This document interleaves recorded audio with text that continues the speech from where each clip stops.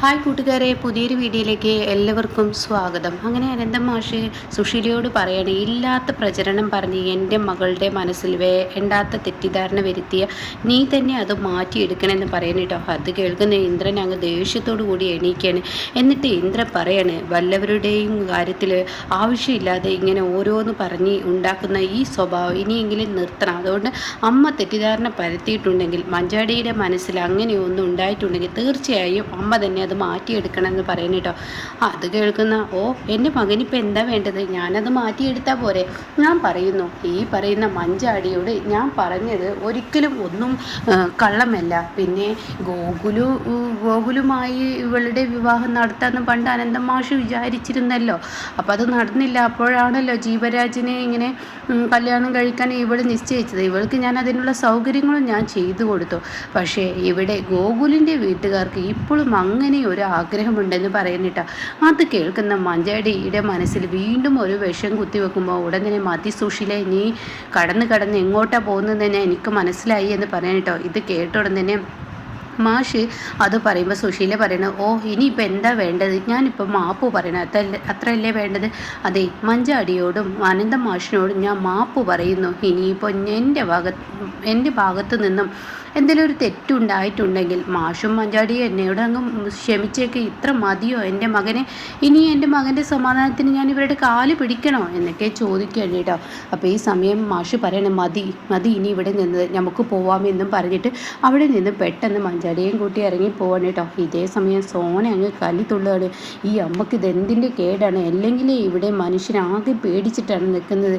Social മീഡിയയിൽ ഇവരെ വൈറലായതുകൊണ്ട് തന്നെ എന്തൊക്കെ ഇവർ പറഞ്ഞ് പ്രചരിപ്പിക്കുമെന്ന് പറയാൻ പറ്റത്തില്ല. അതിനിടയ്ക്ക് അമ്മ ഓരോ പ്രശ്നങ്ങൾ ഉണ്ടാക്കുന്നത് കണ്ടില്ലേ. എടി, ഇത് ഇങ്ങനെയൊക്കെ ആയിത്തീരുന്നു ഞാനങ്ങ് വിചാരിച്ചില്ല. ഞാൻ ആ പെണ്ണിനെ കണ്ടപ്പോൾ ഞാൻ അങ്ങനെയൊക്കെ അങ്ങ് പറഞ്ഞു പോയി. പക്ഷേ ഇത് ഇത്രത്തോളം വലുതാവുമെന്ന് ഞാൻ ഒരിക്കലും പ്രതീക്ഷിച്ചില്ല എന്ന് പറയുമ്പോൾ, അമ്മയെ അത് പ്രതീക്ഷിക്കണമായിരുന്നു. ഇങ്ങനെ വേണ്ടാത്ത കാര്യങ്ങൾ ഈ പരദൂഷണം പറഞ്ഞ് നടക്കുന്ന അമ്മയുടെ ഈ സ്വഭാവം ഇനിയെങ്കിലും നിർത്തിക്കോ. സ്വന്തമായ കാര്യം മാത്രം നോക്കിയാൽ മതി. മറ്റുള്ളവരുടെ കാര്യത്തിൽ അമ്മ ഈ നടത്തുന്ന പ്രചരണം ഉണ്ടല്ലോ, അത് കേട്ടോടുന്നതിനെ ഞാനതിന് എന്ത് നടത്തി എന്നാണ് പറയുന്നത്. ആ പെണ്ണിനെ കണ്ടപ്പോൾ ഞാൻ അതിന് നല്ലതിന് എന്നുള്ള നിലക്ക് ഒന്നങ്ങ് പറഞ്ഞു. പിന്നീട് അത് പറഞ്ഞപ്പോൾ ആ പെണ്ണ് ഇങ്ങനെ ഇപ്പോൾ അവളുടെ അച്ഛനെയും കൂട്ടി വരുന്നു ഞാൻ ഒരിക്കലും പ്രതീക്ഷിച്ചില്ലല്ലോ. പിന്നെ മഞ്ചാടി അനന്ത മാഷിൻ്റെ മകളാണ്. അപ്പോൾ ആ മകളുടെ മനസ്സിൽ തെറ്റിദ്ധാരണ ഉണ്ടായാൽ ആ തെറ്റിദ്ധാരണ ഇല്ലെന്ന് ഉണ്ടാക്കിയെടുക്കേണ്ടത് ആ മാഷിൻ്റെ മാഷിൻ്റെ കടമയാണ്. കാരണം അയാൾ അച്ഛനാണല്ലോ എന്ന് പറയുന്നു കേട്ടോ. എടി മോളെ, അങ്ങനെയൊക്കെ പറ്റി, ഇനി എന്താ വെച്ചാൽ അമ്മ കാണിച്ചോ, ഇനി എന്താ വെച്ചാൽ ഇതിൻ്റെ പേരിൽ ഉണ്ടാവുന്ന എന്തൊക്കെയെന്ന് അമ്മ നോക്കിയും കണ്ടിരുന്നോ. ഇതിപ്പോൾ മനുഷ്യനും കൂടി എണ്ണങ്ങറായല്ലോ, ഞാനും കൂടി ഇതിൽ പ്രതിയാവുന്ന അവസ്ഥയിലോട്ടാണല്ലോ കാര്യങ്ങൾ പോകുന്നത്. എന്തൊരു കഷ്ടമാണ് ഇത് എന്നൊക്കെ ഇങ്ങനെ പറയുന്നു കേട്ടോ. ആ സമയം ഈ ഒരു വാക്കുകൾ കേൾക്കുമ്പോൾ ഉടൻ തന്നെ അനുപം അങ്ങോട്ടേക്ക് കടന്നു വരികയാണ്. അപ്പോൾ അനുപം വരുമ്പോൾ ഇങ്ങനെ സുശീലയ്ക്ക് ഭക്ഷണം സോന വിളമ്പി വെച്ചു കൊടുത്തിട്ടുണ്ട്. സുശീല അത് കഴിക്കുമ്പോൾ സുശീല ചെറിയൊരു പേടി വരികയാണ്. അപ്പോൾ ഉടനെ ഒന്നും മിണ്ടാതെ അനുപമ അടുക്കളയിലോട്ട് പോകുമ്പോൾ അനുവിൻ്റെ കൈ അങ്ങ് പിടിച്ച് വലിക്കുകയാണ് സുശീല. എന്നിട്ട് പറയണം, മോളെ ഒന്ന് നിൽക്കുമോ അനു, ഞാനൊരു കാര്യം പറയട്ടെ. ഞാൻ മഞ്ചാടിയുടെ നല്ല കാര്യത്തിന് വേണ്ടിയിട്ടാണ് ആ കുട്ടിയോട് അങ്ങനെയൊക്കെ പറഞ്ഞത്, ജീവരാജിനുമായി അങ്ങ് ഇല്ലാതാക്കാൻ വേണ്ടി. കാരണം ഗോകുലും അവളുടെയും വിവാഹം നടത്താനും വേണ്ടി അങ്ങനെയൊക്കെ ഞാനത് പറഞ്ഞത്. പക്ഷേ ആ കുട്ടി ഇങ്ങനെയൊക്കെ തെറ്റിദ്ധരിക്കും ഞാൻ ഒരിക്കലും പ്രതീക്ഷിച്ചില്ല. ഇനി ഇതിനെപ്പറ്റി സംസാരം ഇവിടെ നിർത്തിയേക്കെ, എന്നോട് ക്ഷമിക്കാനോ എന്ന് പറയുന്നു കേട്ടോ. അപ്പോൾ ഈ സമയം ഇത് കണ്ടോടെ തന്നെ അനുപമക്ക് പോലും ചിരി വരികയാണ്. അങ്ങനെ എന്തായാലും ആ മഞ്ചാടിയുടെ തെറ്റി മനസ്സിലുള്ള ആ ധാരണ എന്തായാലും മാറ്റിയെടുത്തിരിക്കുന്നു.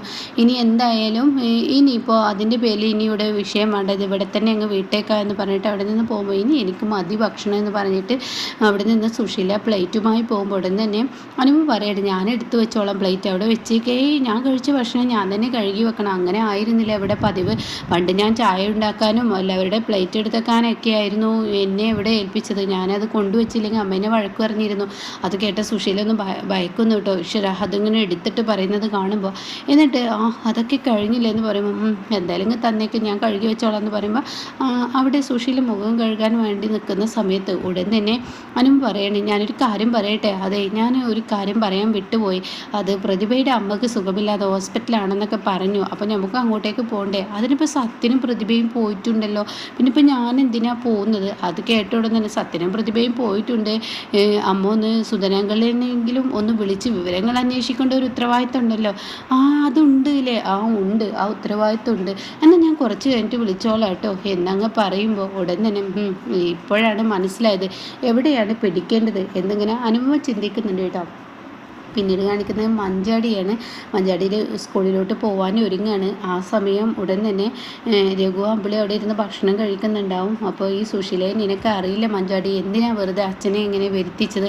അതിന് ഞാൻ വരുത്തിച്ചതൊന്നല്ല, അച്ഛൻ സ്വയം ഇങ്ങോട്ടേക്ക് വന്നു, അച്ഛൻ എൻ്റെ മനസ്സിലെല്ലാം കറ നീക്കിയതാണ്, അത്രയേ ഉള്ളൂ എന്ന് പറയണം കേട്ടോ.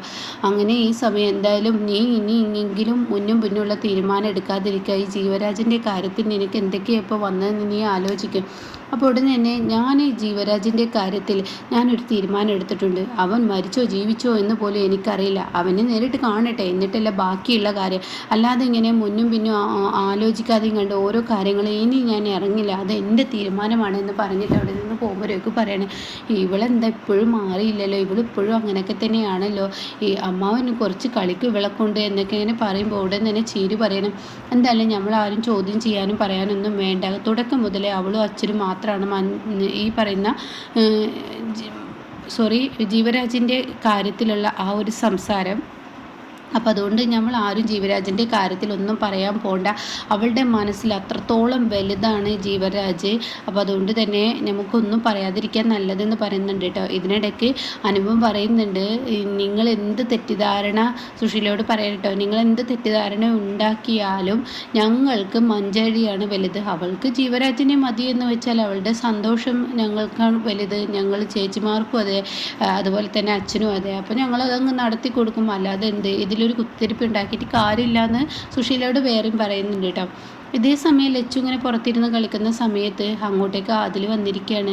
അപ്പോൾ ഉടൻ തന്നെ ചീരു പുറത്തിറങ്ങുമ്പോൾ ചീരു കാണുന്നത് ഇവനെയാണ്. അപ്പോൾ ഉടൻ തന്നെ രഘുവേട്ട ഇവ ഇതാ വന്നിരിക്കുന്നതെന്ന് പറയണേ. അപ്പോഴേക്കും ഇവനെ ഞാനുണ്ടല്ലോ എന്ന് പറഞ്ഞ് രഘു പുറത്തോട്ട് ഇറങ്ങണേ. എന്തിനാടാ നീ ഇങ്ങോട്ടേക്ക് വന്നത്? ഞാൻ പറഞ്ഞല്ലോ എനിക്കെൻ്റെ പണത്തിൻ്റെ കാര്യത്തിൽ എനിക്ക് നിങ്ങൾ 1 കിലോ സ്വർണം തന്നു, അതൊക്കെ ശരി തന്നെയാണ്. 1 കിലോ സ്വർണം നിങ്ങൾ എൻ്റെ എടുത്തു, അത് ശരി. ഞാൻ 50 ലക്ഷം ചോദിച്ചു, നിങ്ങൾ തന്നില്ല. 25 ചോദിച്ചു, തന്നില്ല. ഇനിയും ഞാൻ കുറക്കാൻ തയ്യാറാണ്. എനിക്കൊരു 10 ലക്ഷം രൂപ തന്നാൽ മതി, അത് തരാൻ തയ്യാറാണോ? അത് കേൾക്കുന്ന അമ്പിളി പറയണേ, ഇതെന്തൊരു കഷ്ടമാണ്, ഞങ്ങളോടല്ലേ പറഞ്ഞ് ഞങ്ങളുടെ കയ്യിൽ നിങ്ങളുടെ പണം ഇല്ലാന്ന്, പിന്നെ എന്തിനാ ഇങ്ങനെ തുടരെ ഇതിങ്ങനെ ചോദിച്ചു വരുന്നത്? അപ്പോൾ അത് കേട്ട ഉടൻ തന്നെ പറയുകയാണ്, എൻ്റെ കയ്യിൽ പണമില്ല എന്നുള്ളത് നിങ്ങൾ പറയുന്നു, പക്ഷേ നിങ്ങളുടെ ആ മോൾ ഇരിപ്പുണ്ടല്ലോ, ആ മോളിലെ തലയിൽ കൈ വെച്ചിട്ട് നിങ്ങൾക്ക് സത്യം ചെയ്ത് തരാൻ പറ്റുമോ എന്ന് ചോദിക്കാനിട്ട്. അതങ്ങ് കേൾക്കുമ്പോൾ അമ്പിളി ഈശ്വര എൻ്റെ കുഞ്ഞെന്ന് പറഞ്ഞിട്ട് അമ്പിളി പെട്ടെന്ന് ചിരുവിനോട് കുഞ്ഞിനെ എടുത്തു കൊണ്ടുപോകാൻ പറയണം. അപ്പോൾ നിങ്ങൾക്കത് പറ്റത്തില്ലല്ലേ? അപ്പോൾ അതിനർത്ഥം എന്താ? എൻ്റെ സ്വർണ്ണം നിങ്ങളുടെ കയ്യിലിട്ട്. അപ്പോഴേക്കും രഘു അടിക്കാൻ കേട്ടോ, എടാ നീ ഒരു സമാധാനം ഞങ്ങൾക്ക് തരില്ല, മര്യാദക്ക് ഇവിടെ നിന്ന് ഇറങ്ങിപ്പോയിക്കോ. അപ്പോഴേക്കും ചീരു ഇറങ്ങി വരികയാണ്. അങ്ങനെ ചീരു പറയണേ, രഘുവേട്ട ഇതിന് ഒരു വഴിയേ ഉള്ളൂ, ഇവനെ പോലീസിലങ്ങ് പിടിപ്പിക്കുക, ഇവൻ ഒരു വിധത്തിലും നമുക്ക് സമാധാനം തരുന്നില്ലെന്ന് പോലീസുകാരോട് പറയാം. അപ്പോൾ അത് കേട്ടോടെ തന്നെ അത് തന്നെയാണ് വേണ്ടത്, പോലീസുകാരോട് അത് പറയണമെങ്കിലാണ് എനിക്ക് സമാധാനം കിട്ടത്തുള്ളൂ. പോലീസ് പിന്നെ മൊത്തത്തിലൊന്ന് അന്വേഷിക്കും. അപ്പോൾ രഘുവിൻ്റെ കയ്യിൽ സ്വർണ്ണം ഉണ്ടോ ഇല്ലേ എന്നുള്ളത് അവർക്ക് തെളിയിക്കാൻ കഴിയും. നിങ്ങളത് ചെയ്തോളൂ, അതാ നല്ലത് എന്ന് പറയാം കേട്ടോ. അത് കേൾക്കുന്ന അമ്പിളിക്ക് പേടിയാവാനും. എന്നിട്ട് രഘു ഏതാ എൻ്റെ കോൺടാക്ട് നമ്പർ, ഇതിൽ എന്നെ വിളിച്ചാൽ മതി, 10 ലക്ഷം രൂപ എനിക്ക് തന്നാൽ മതി, വേറെ ഒന്നും വേണ്ട, ഞാൻ അങ്ങ് ഒഴിഞ്ഞു പോയിക്കോളാം, രഘുവിനെ ശല്യം ചെയ്യാൻ ഞാൻ വരില്ല എന്ന് പറഞ്ഞ് പോകണം കേട്ടോ. പിന്നീട് അമ്പിളി പറയണം, അവൻ പറഞ്ഞത് കേട്ടപ്പോൾ എനിക്ക് പേടിയായി, പോലീസും കേസൊക്കെ ആയിക്കഴിഞ്ഞാൽ തീർച്ചയായും നമ്മൾ പിടിക്കപ്പെടും എന്നൊക്കെ പറയുമ്പോൾ പേടിയാവുന്നു രഘുവേട്ടാ. അപ്പോൾ രഘു പറയുന്നുണ്ട്, ആദ്യത്തെ രഘു ആയിരുന്നെങ്കിൽ ഞാൻ അവൻ്റെ പിറകെ പോയി അവന് കണക്കിന് കൊടുത്തിരുന്നു, പിന്നീട് രഘുവിൻ്റെ അടുത്തോട്ട് വരെ എല്ലാവർക്കും പേടിക്കും, എന്നാൽ ഇന്നത്തെ രഘുവിന് അത് കഴിയുന്നില്ലല്ലോ, തടസ്സങ്ങളല്ലേ എന്നൊക്കെ ഇങ്ങനെ പറയുന്നു. അപ്പോൾ ചീരി പറയാണ്, അനുചേച്ചി പറയുന്നത് പോലെ അവൻ എന്തെങ്കിലും കൊടുത്തങ്ങ് ഒഴിവാക്കിയേക്ക്, ഇതോടുകൂടി പ്രശ്നത്തിനൊരു പരിഹാരമാവുമല്ലോ എന്ന് പറയണം. അപ്പോൾ രഘു ഇനി പണം കൊടുക്കാനുള്ള ആ ഒരു മനസ്സുമായി രഘു മുന്നോട്ട് പോവാണ് കേട്ടോ. പക്ഷേ രഘുവിന് വരാനിരിക്കുന്ന ആപത്ത് തിരിച്ചറിയാതെയാണ് രഘു ഇതൊക്കെ ചെയ്യുന്നത് കേട്ടോ.